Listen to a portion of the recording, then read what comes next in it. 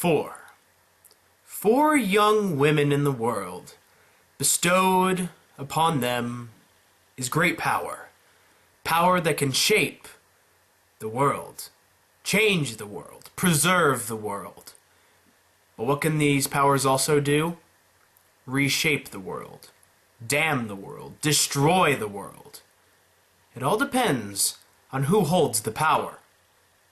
These are the four seasonal maidens of Remnant.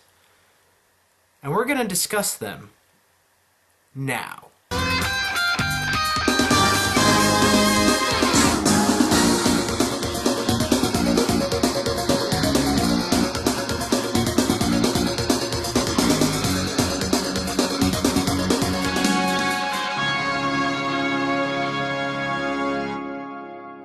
Hey everybody out there in YouTube land, Jake of the OneManBand is back again, and welcome back to yet another RWBY theory video. And this time we're going to be talking about the latest development in the RWBY plot. The four seasonal maidens, the ones that hold magical powers in the world of Remnant. So disclaimer really quick, a majority of what I'm going to be talking about here is going to be pure theoretical thinking. This is all, a majority of it is going to be all theory, so that doesn't mean it's going to be automatically correct, and it's supposed to be open to interpretation and for further review. So with that being said, let's start off with what we do know for a fact about the maidens. We do know that long ago, there were four young girls, four young sisters traveling in the world. But then everything changed when the Fire Nation attacked. No, I'm kidding. These four sisters came across an old man, an old hermit, living up on a hill, and so they decided to help him in his woes, each one of them presenting different types of advice or help to him. And, taken so aback by their kindness and generosity, he bestowed upon them great power. Power that would help the world, to help change the world for good. Now, whether this old man was an old wizard, a god, or maybe even Ozpin, or a relative of Ozpin, is yet to be seen. But he is not the key person in this story. The four maidens are. And I think eventually we'll talk about the old man.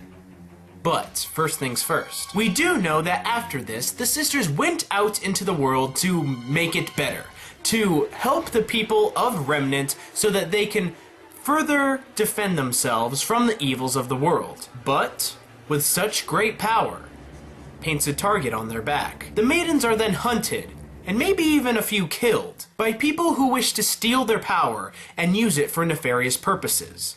And thus, a brotherhood of protectors is born. These secret order of protectors became known as the Brotherhood of the Seasonal Maidens, as I have dubbed them. They may have a different name, but that's how I'm referring to them now. These guardians then took the maidens into their care to help hide them from the world, and in doing so, they made the historical facts about the maidens passed down into legend. History became legend.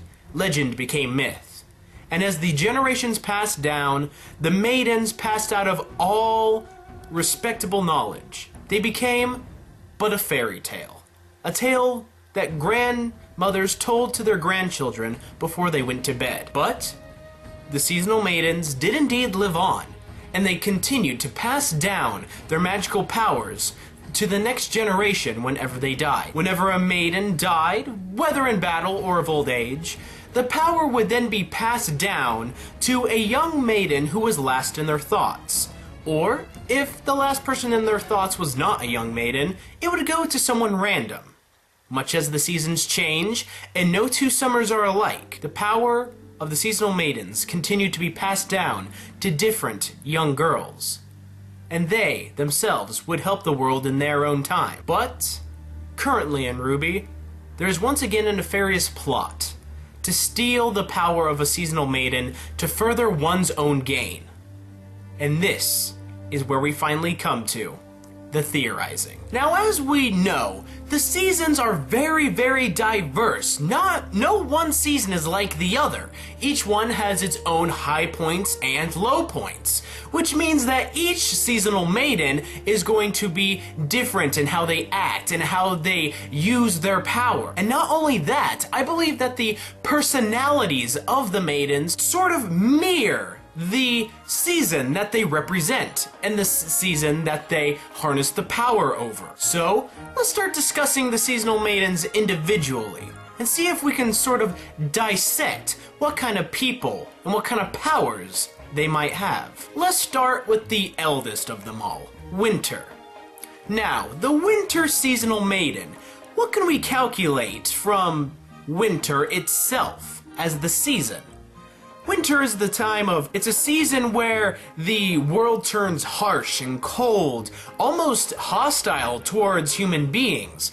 But we know that it's supposed to do that, and what it's doing is for the good. For during this time, the land has an opportunity to rest, to rejuvenate itself from the other 3 seasons. That is why winter is such a long season. So, it is a season of waiting, contemplating, and it's a bit cold. So, I believe that the winter seasonal maiden is one who is almost a bit reclusive, a bit shy towards others, maybe even a bit cold. But she is also calculating and smart and wise. And once you chip away enough ice, you'll be able to see what truly is great about winter. The season. We know that winter is also a time for the weather to take a turn for the worst. We're talking about snowstorms, blizzards, rain, monsoons even, flooding. So, winter is going to be a person who has extreme power over magic. A very, very strong connection to magic. Maybe even the strongest out of all the 4. This seasonal maiden's powers probably revolve around some form of area of effect type power. It can span over a long area and for a long time. Now, it may have some sway over the powers of maybe ice and water. But to be fair, we do not know a lot about the maidens to actually understand where their powers and abilities begin and where they can end. But I believe that the Winter Maiden's powers revolve around affecting a large area, affecting a large amount of people. And even though it may hurt at first, it's all for the good of the world. Next, let's move on to the Spring Seasonal Maiden. Now, what do we think about when we think of spring? We think of clouds parting, rains coming in to help fill the land with life, life coming back to existence, sunshine, flowers. Spring is a time where people come out of their homes from the harsh summer. The world becomes inviting and beautiful once again. Although winter itself is beautiful, but in its own way, spring is going to be a lot more social. A lot more people are going to see spring as much better than winter. And although spring, the season itself, is short, it is very, very important. It is the time where the land is rejuvenated and it regrows from the harshness of winter. So, that is why I believe that the powers revolving around the Spring Seasonal Maiden are going to be ones of change. Specifically, rejuvenation. Maybe even healing. Not only will the Spring Seasonal Maiden be able to heal the land, but maybe even the sick, the wounded, the dying. Spring is very much a time of life, and the Seasonal Maiden of Spring is going to be a giver of life, much like the original sister that represented spring. She rejuvenated the old man's garden. She harvested the crops to help him.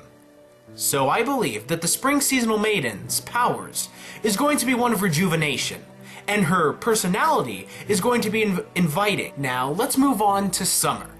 Summer is the time for fun. The time for children to be out playing, time for parents to be out helping.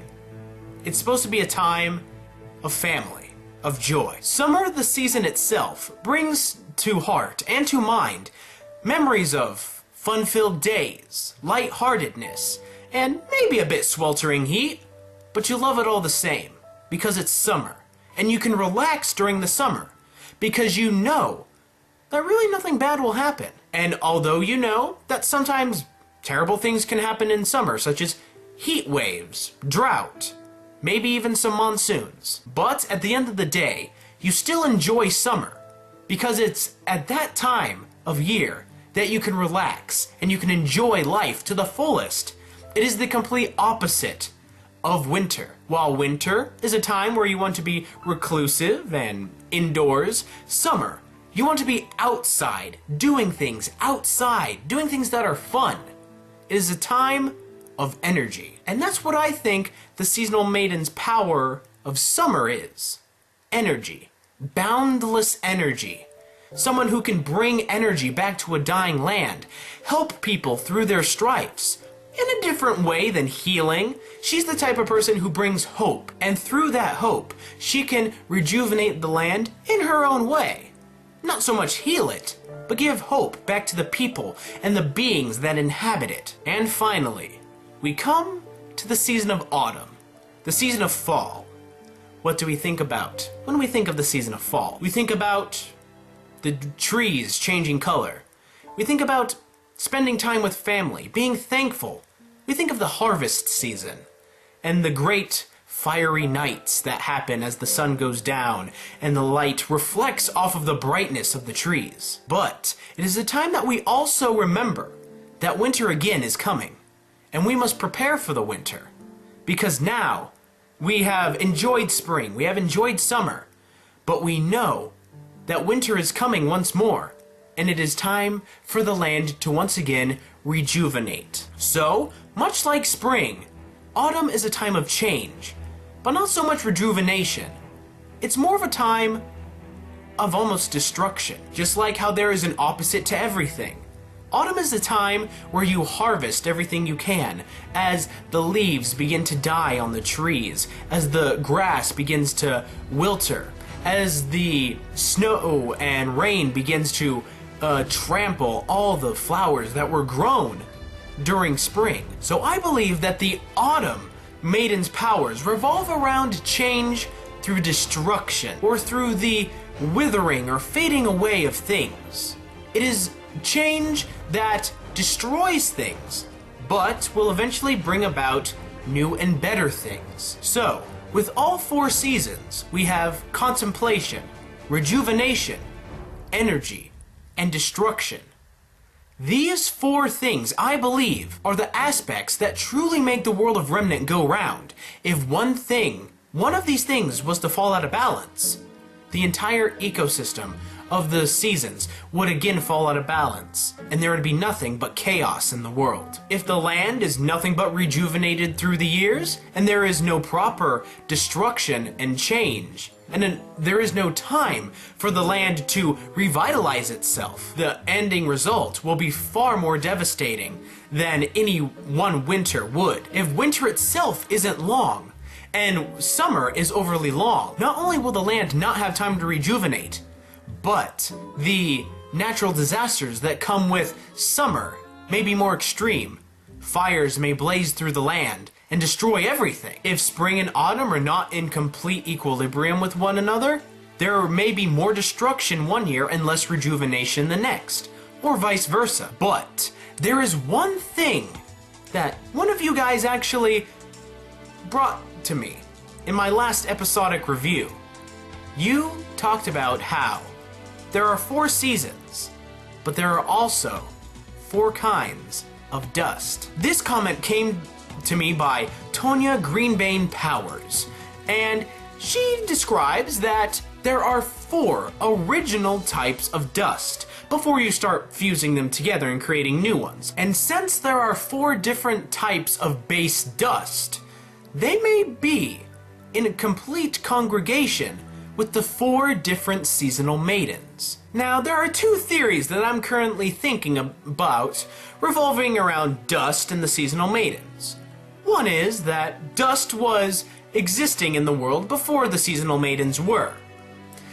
This would make sense due to the fact that humanity was able to survive the creatures of Grimm at the time that the seasonal maidens were helping the old man. But here's another theory.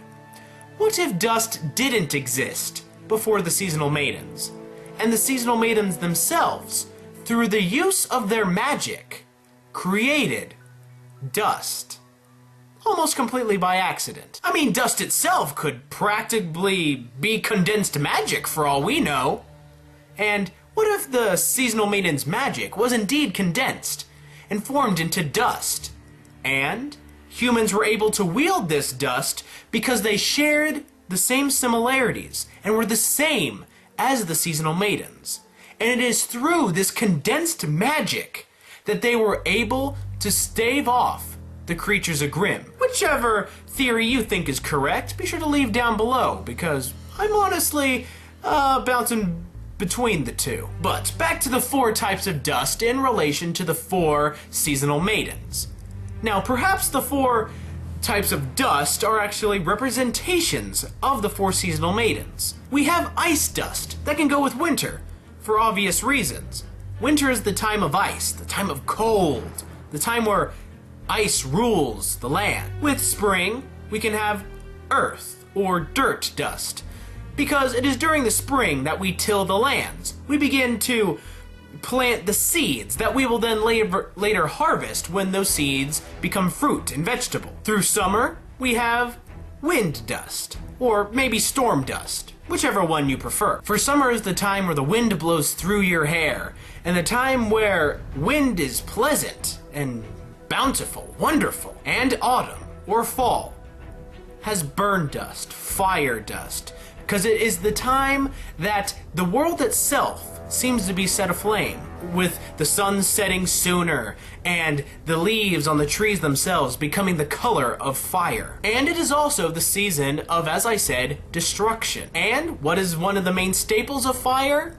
It is something that destroys. Now, we could say that, well, wind and fire, that could kind of be flip-flopped between summer and autumn, especially if you live where I am, where summer equals fire season and all that. But to be honest, this kind of makeup, I actually really believe it, because the maidens themselves, they may have specific magical powers centered around the type of dust that sort of equivalates into their season. Winter can have sort of ice powers, while spring has earth powers, and wind is with summer, and autumn, of course, has power over fire. Now, here's an example on how this actually makes sense. Now, we know that Cinder, she has siphoned some of the power from the Autumn Maiden. And if the Autumn Maiden's magical power doesn't indeed exist with fire power, let's think about how Cinder fights, how we have seen her fight. Every attack that she's done has been associated with some sort of flame. She's been able to burn things away, create explosions, and even her weapons themselves. Think back to her weapons. They were glass, almost obsidian. And what is glass? It is sand that is exposed to great heat, to fire. So, in the burning of dust, that is what Cinder does. She burns raw dust and creates weapons from said dust. And while she does this, parts of her body then light up with that power, as we have seen her eyes and her clothing burn with a orange flame as she uses her powers. So just let it be known that that whole part of this theory was actually given to me by one of you guys, Tanya Greenbane Powers. That was amazing. I love it that you made this connection, because it would have taken me forever to make that connection, to be honest. And I just think it was amazing. But let's get on to the part of the theory that you guys really want me to talk about. who I think the Seasonal Maidens are. Now, there are indeed a lot of factors that we need to bring into this choosing process. So let's start off with the one that we actually know, the Fall Maiden. We know that the Fall Maiden, her power is currently shared between two individuals, one being the original holder of the power, Amber, who is now in a vegetative stasis state due to her being attacked by Cinder Fall.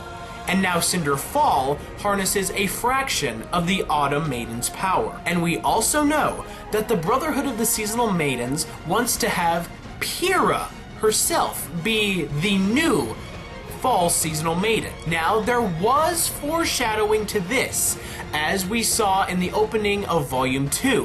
When it shows Pyrrha materialize, we see that there are maple leaves coming off of her.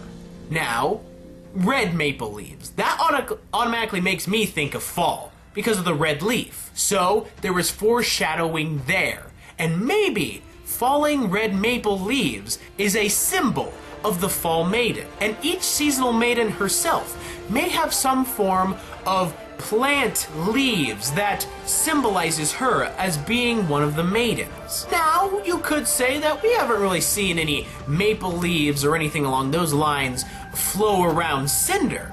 But you have to remember, Cinder herself does not harness all of the power. And maybe it only works if someone does indeed harness all the power. Now, let's take a look at one of the other maidens that everyone thinks for sure they know about. Let's talk about the Summer Maiden. Now, it's pretty obvious to think that Summer Rose herself was a Seasonal Maiden. Now, this in of itself could be very much true. There has been much symbolism about her being the Summer Maiden. There's, of course, the name, the fact that she came highly praised by Ozpin, but there's also something else.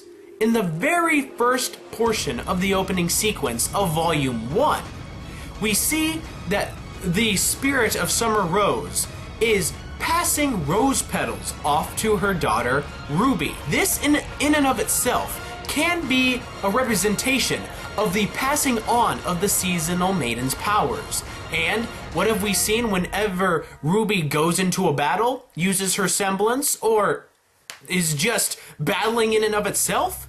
We see that rose petals are coming off of her, almost as if she is beaming with a form of power that generates the petals of roses. Now, maybe the rose itself is the symbolic plant of summer, because as we know, Summer Rose herself was inspired by the poem The Last Rose of Summer. So I wholeheartedly believe that the plant representation of summer is the rose, and I believe that RWBY herself is the Summer Maiden, although she doesn't know it yet. But I'll admit there are holes in this theory. Like, if Summer was indeed a Seasonal Maiden, why would Ozpin send her out on dangerous missions if he was supposed to protect the Seasonal Maidens? That is, unless he did not know she was a Seasonal Maiden until she had already passed away. I want to know what you guys think about this. Now on to the two most difficult to think about. We have the Winter Maiden and the Spring Maiden. Now, a lot of you people can be thinking right now, oh, Winter Maiden, Winter Schnee, it could be Winter Schnee. To which, yes, the possibility is indeed there. She is indeed under Ironwood's personal order. So she could be in a area of protection that way, being strictly under his wing, that she is always under his order and under his jurisdiction. Therefore, she's being protected. But to be honest, Winter hasn't given off any of the other traits of the maidens. There's no plant symbolism coming off of her, and she doesn't seem to possess any great power that a Seasonal Maiden would. And also, why would Crow go to so much effort to agitate her and attack her if he knew that she was a Seasonal Maiden? And don't say that, oh, well, he didn't know that she was a Seasonal Maiden, because he was part of Ozpin's inner circle. And if they indeed knew that she was a seasonal maiden, he wouldn't have attacked her. He wouldn't have done anything like that. And even if he was kept out of the loop strictly for that, I think he would have figured out that she was a maiden when they were fighting. And now we come to who can be the spring maiden. A lot of you people are thinking, maybe it's Velvet. You know, it kind of makes sense, because she's a rabbit. Yeah, I'll admit it makes sense. And there is the fact that Monty said that she's a spellcaster. But besides from that, there really isn't much to go off of. To be honest, we know so little about Velvet, and even less about the maidens, that I myself can't make a wholehearted prediction that she herself is the seasonal maiden of spring. Others believe that maybe Raven is a seasonal maiden, either of summer or spring. To which I would say, it may indeed make sense. That may be why Raven had to leave Yang. She had to go into hiding because she was a seasonal maiden. But here's a rebuttal from that. If she was indeed in hiding, why wasn't she in contact with Ozpin or Crow during that time? The type of feeling that Crow gives off when he talks about Raven or brings up Team Stark, he brings up some sort of animosity. He has some sort of animosity with Raven. And yes, I am admitting that her having the power to slice open reality and go through portals may be derived from some form of magic, but to be honest, we even know less about Raven than we do Velvet.